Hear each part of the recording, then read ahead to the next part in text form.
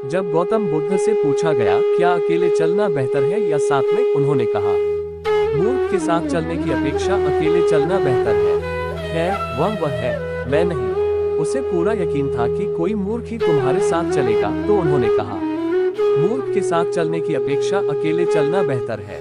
इस देश में कुछ मान्यताएं कहती हैं, जब आप छोटी और त्वरित यात्रा करना चाहते हैं तो अकेले चलें।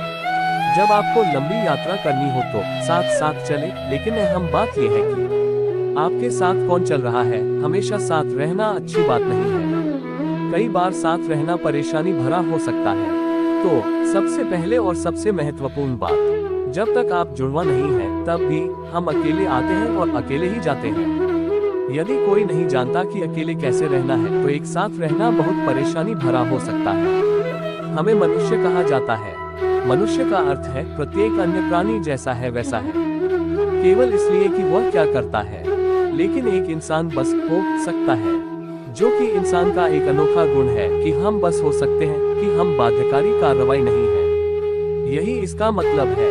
हमारी कार्रवाई सचेत और विवेकपूर्ण है, लेकिन आमतौर पर जब लोग एक साथ मिलते हैं तो आमतौर पर लोग बाध्यकारी कार्रवाई में होते हैं। यह एक संघ हो सकता है जहां कोई उद्देश्यपूर्ण कार्रवाई हो सकती है, या यह एक गिरोह हो सकता है जहां अधिक उद्देश्यपूर्ण कार्रवाई हो सकती है, या यह एक भीड़ हो सकती है जो एक बाध्यकारी कार्रवाई हो सकती है। तो मूल रूप से मानव होने का मतलब है कि हम अपने भीतर विकास के उस बिंदु तक पहुंच गए हैं कि अगर हम चाहें तो हम बस यहाँ बैठ सकते हैं, बस हो सकते हैं।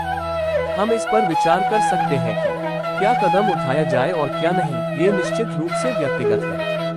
जब व्यक्ति एक साथ आते हैं तो हम बहुवचन में हम कहते हैं, लेकिन फिर भी व्यक्तियों को ही एक साथ आना होता है। एक व्यक्ति होने का मतलब है कि आप और अधिक विभाजित नहीं हैं। इसका मतलब है कि आप सिर्फ एक हैं। लोग अपने आप को अपने भीतर ही विभाजित करने के लिए अलग अलग तरीके ढूंढते हैं।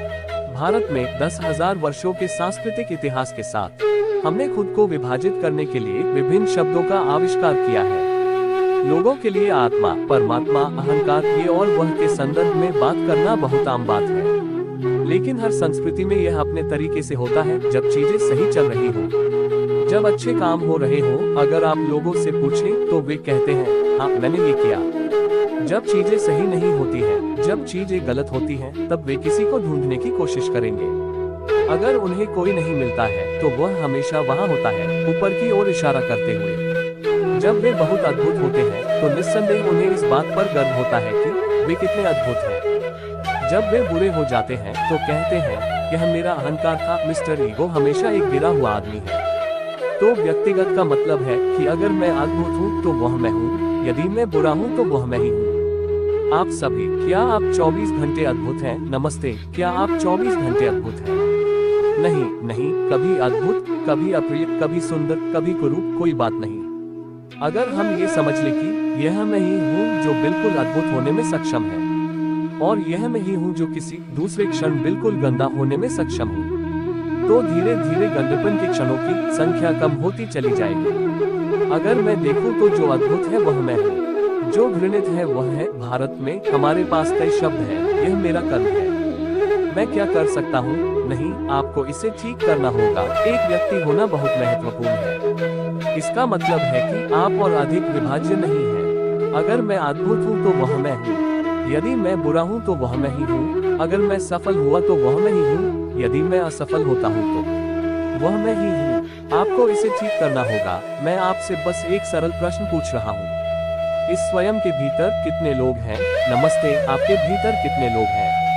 एक, दो, केवल एक। यदि आप एक हैं तो आप सामान्य इंसान हैं। यदि आप एक से अधिक हैं तो आप या तो सिजोफ्रेनिक हैं या आप ग्रसित हैं। आपको या तो मनोचिकित्सक की जरूरत है या ओझा की। लेकिन आप देखेंगे कि जब भी चीजें सही नहीं होंगी, कोई दूसरा आदमी कहीं से आ जाएगा। तो एक व्यक्ति बनने का मतलब है कि आपने उन सभी पॉप-अप को खत्म कर दिया और कहा यह मैं हूँ, ये जो मैं हूँ इसके कई आयाम हैं। यदि मैं यह नहीं देखता कि यह एक व्यक्ति है, मैं इसे और विभाजित नहीं कर सकता, तो परिवर्तन नहीं होगा। अगर परिवर्तन नहीं हुआ तो उस राज्य में लोग एक साथ आ जाएंगे, तो समाधान से ज्यादा गड़बड़ी होगी। सभी प्राणी एक साथ घूमते हैं, चाहे वह विभिन्न जंगली जीव हो, उनमें से अधिकांश एक साथ घूमते हैं। यहाँ तक कि जो बंदर भी हमसे एक कदम पीछे हैं, वे भी झुंड में हैं। ये केवल इंसान ही है जो अकेले बैठ सकता है और खुद को बदल सकता है, क्योंकि यह इंसान होने का विशेषाधिकार है कि हम बस बन सकते हैं। इसीलिए तो तुम मनुष्य कहलाते हो। आप होने में सक्षम हैं, आप गतिविधि की बाध्यकारी स्थिति में नहीं हैं। यदि आप चाहें तो सचेत रूप से आप विकसित हो सकते हैं। आज शाम आप विकसित हो सकते हैं। यदि आप इच्छुक हो, इसमें 10 लाख वर्ष नहीं लगते, क्योंकि हमारा विकास अब जैविक नहीं है। हमारा विकास सचेतन है। प्रत्येक अन्य प्राणी के लिए यह निश्चित है। प्रकृति ने 2 रेखाएं तय की हैं, जिनके भीतर हर दूसरा प्राणी रहता और आता जाता है। लेकिन एक बार जब आप एक इंसान के रूप में आ गए, तो केवल निचली रेखा होती है, कोई ऊपरी रेखा नहीं होती। कोई इंसान कैसा बन सकता है, इसकी कोई सीमा नहीं है। इसलिए इससे पहले कि हम खुद को लोगों के साथ जोड़ें, यह अच्छा होगा हर दिन सुबह ही अपने जीवन के एक निश्चित समय में अगर कोई खुद के साथ थोड़ा समय बिताने के लिए निकल जाए और देखे कि कैसे किन तरीकों से ये थोड़ा बेहतर हो सकता है। जिस तरह से ये कल था उससे कहीं अधिक, ये जिंदगी जो कल थी उससे थोड़ी बेहतर जिंदगी कैसे हो सकती है, क्योंकि ज्यादातर लोग अपनी जरूरतों के लिए एक साथ आ रहे हैं। जरूरतें पूरी करने के लिए लोग एक साथ आते हैं। कुछ लोग किसी उद्देश्य या मकसद को पूरा करने के लिए एक साथ आते हैं। कुछ लोग खाने पीने और साथ रहने के लिए एक साथ आते हैं, क्योंकि वे अकेले नहीं रह सकते। ये कुछ ऐसा है जो हर इंसान को करना चाहिए।